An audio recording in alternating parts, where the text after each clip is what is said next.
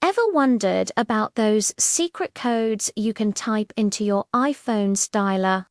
You might have heard scary stories about them, but let's clear things up. The truth is, not all of them are dangerous. In fact, many are just for showing you useful information, like your phone's unique IMEI number. Think of them as harmless shortcuts to see what's under the hood. They're completely safe to use. However, some codes open up special diagnostic menus. This is where you need to be a little careful. These menus are meant for technicians and can change your phone's settings. My advice: if you find yourself in one of these menus and don't understand an option, it's best not to touch it.